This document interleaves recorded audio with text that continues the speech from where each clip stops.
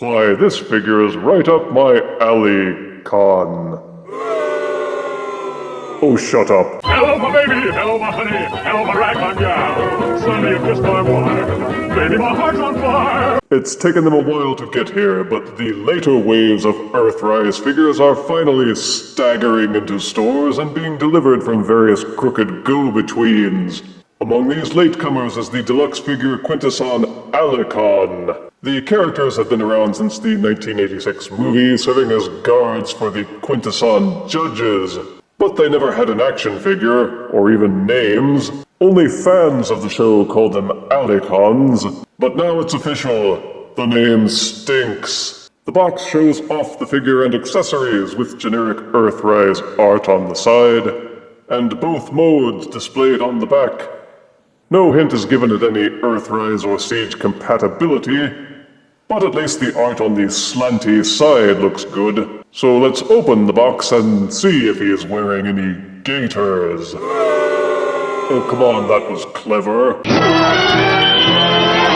Out of box, Quintesson Allicon comes with his pokey spear accessory and his instruction booklet, which is loaded with his stats. Allicon's stats are 8, 3, 5, 9, 6, 7, and 8.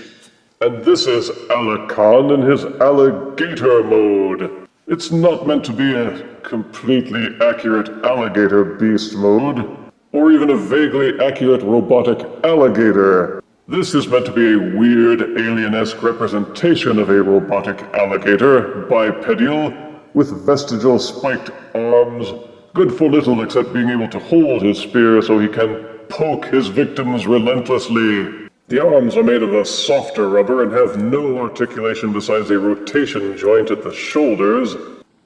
Lame. The colors are greens and browns with some blue and some pink thrown in. He's got plenty of sculpted detailing with ridgy circuitry-like lines all over him. He feels solid in beast mode with no rattling, and all of his limbs hold together in place.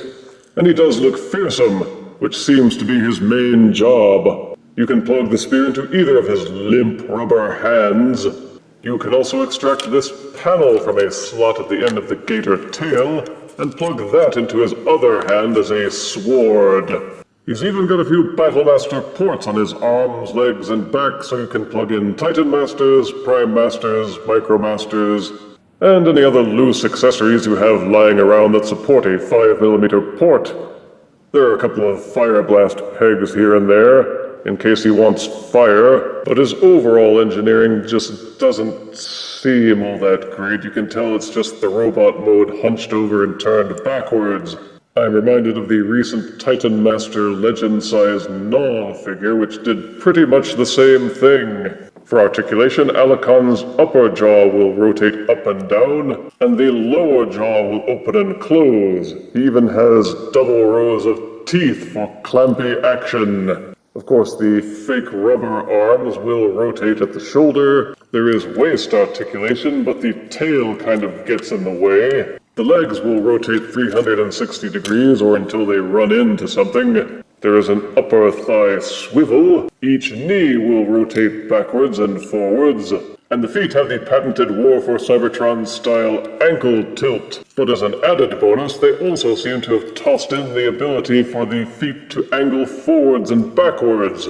You see, Hasbro, it can be done. So the articulation is pretty good, though it's mostly a carryover from the robot mode. The leg articulation is good, the arms suck. The head won't tilt back and forth, but the jaw opens and the teeth are double-rowed. It's your choice if you want to have him squatting and low or standing and tall.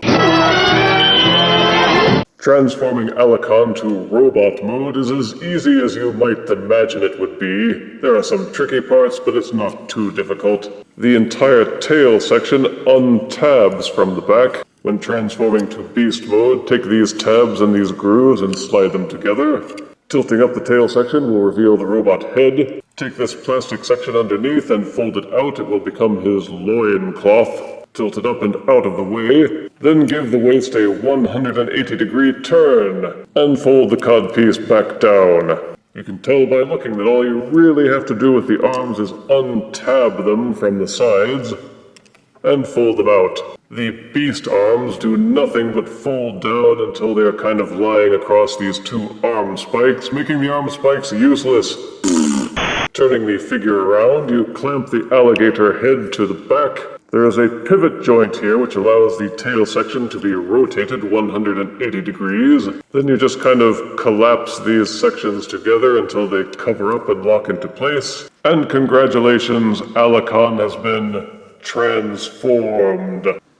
In robot mode, the Alicon looks and feels quite solid. There's very little rattling, and his limbs don't flop around. There's much less hollowness to the arms and legs, which is good, because they are very thick and mostly avoid the ugly gaps which are present in modern action figures. All the paint applications remain well done with no visible spillage. Alicon is mostly hard plastic, except for the gator arms, the crest on his head, and these spikes on the shoulders.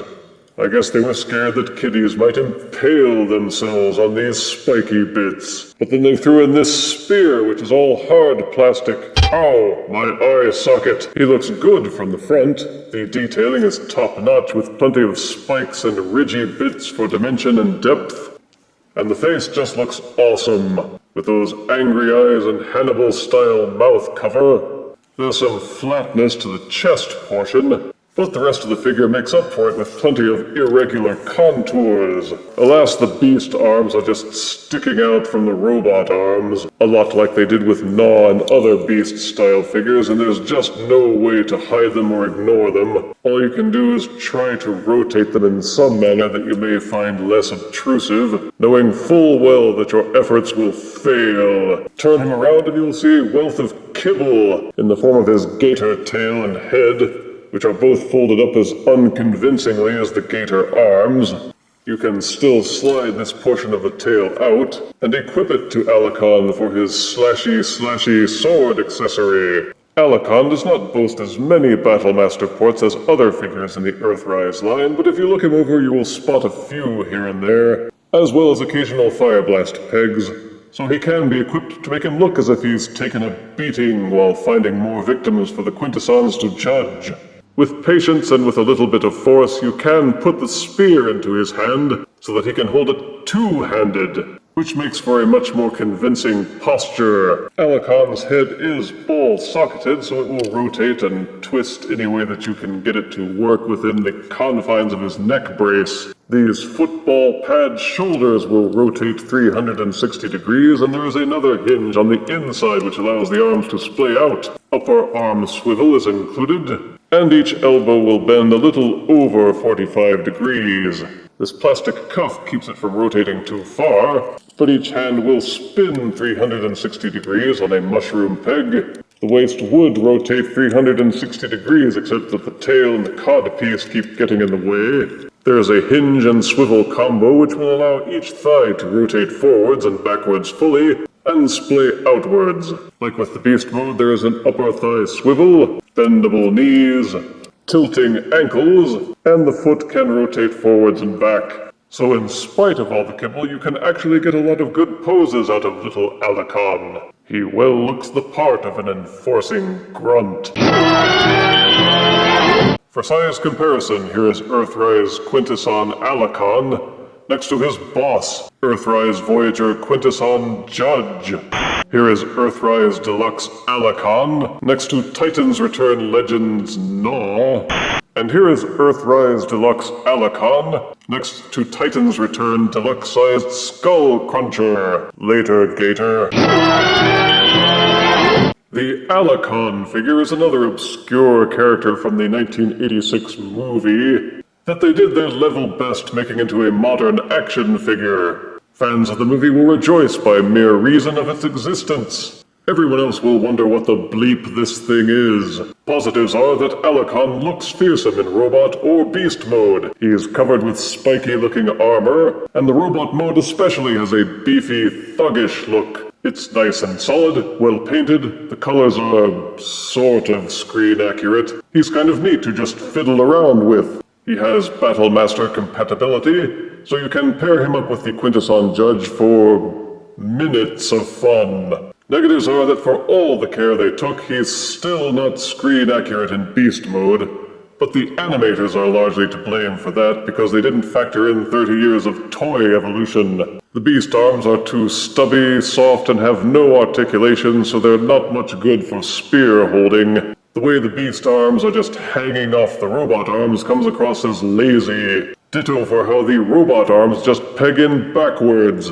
And there was no reason to make the shoulder spikes or the head crest out of rubber. They're not dangerous. His transformation is kind of simplistic, and in the end, his being a transformer doesn't make much sense because the beast mode and the robot mode are essentially the same in terms of functionality. Both are bipedal, two-armed thugs with a spear. It's just that one has a gator head and tail and the other has a robot head and tail. It even uses the same legs, untransformed in both modes, so it's hard to imagine the modes are all that different. But if you like scary-looking beasts that turn into scary-looking robots, you may want to take a gander at this figure. I give Earthrise Deluxe Alicon 7 out of 10 deaths. And that's the end of that tale.